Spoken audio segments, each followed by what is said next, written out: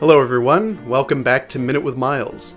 I want to talk to you even more about PEA, palmitoylethanolamide.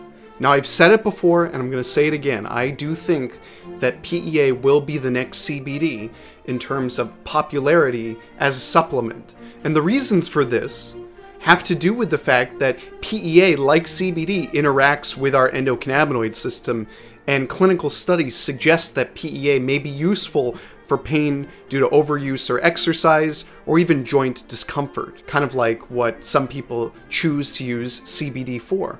But unlike CBD, PEA has zero of the regulatory issues, and PEA is really safe as a dietary supplement. Now, I know that recently I did talk about PEA in that other video that focused on the history of the ingredient, but I want to talk a little bit more about the science as well as the usage of PEA as a dietary ingredient today. Back in those studies in Central Europe, where they were studying PEA for immune health, daily immune health prophylaxis, they were examining a dose range of PEA supplementation between 300 milligrams a day up to 1800 milligrams a day. Within the last 10 or 20 years or so, human clinical trials for PEA have been conducted in a couple of different areas, especially as it relates to comfort, joint comfort, after exercise, and often these studies will use doses between 300 milligrams to 600 milligrams. Although there have been a couple with an ingredient called Levagen Plus. This is a PEA product that has been specifically formulated to have enhanced bioavailability.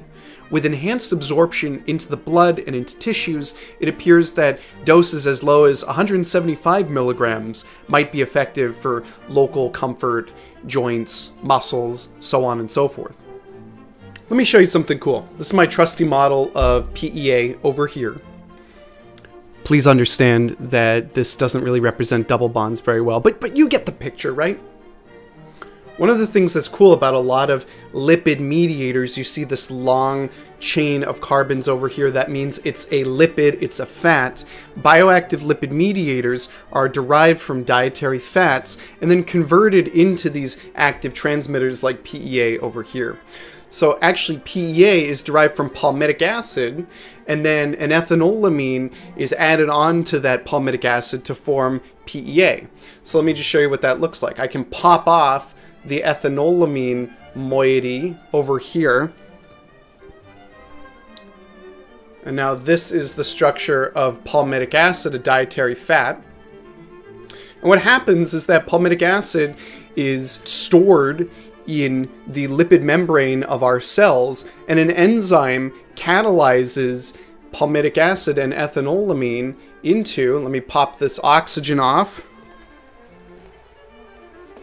into PEA. Now, how is it that PEA helps with comfort? Like we said, PEA has to do with modulation of the endocannabinoid system.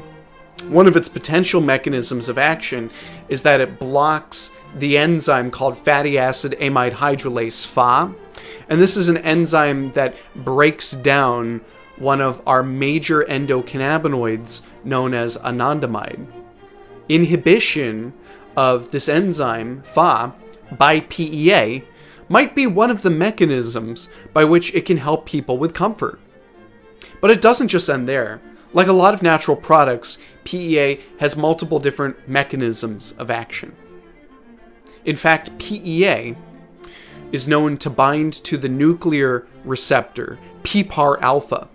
And this activity at PPAR-alpha might be associated with good outcomes in inflammation, immune health, joint comfort, and a lot of other benefits associated with PEA supplementation.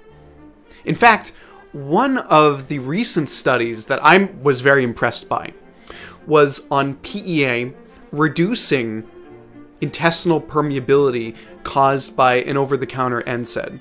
Now, intestinal permeability is kind of a fancy term for leaky gut, and it's this idea that certain triggers, whether it's food or medication or stress, can cause a weakness in the small intestinal lining. So we hold trillions of bacteria right within our intestines. And 70% of your immune system is associated with the gut tissue. So when that barrier becomes compromised, bacterial toxins or undigested food particles might translocate from the gut lumen into the body and into the bloodstream. Wait, what was that?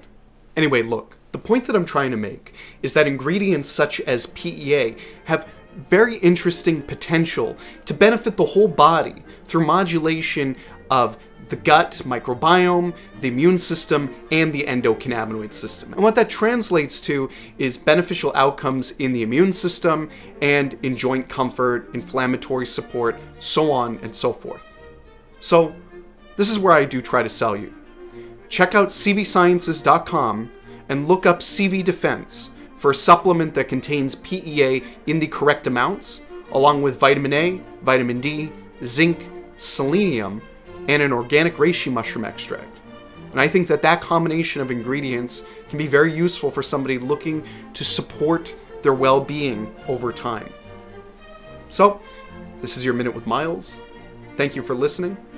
Be well, like and subscribe. Until next time.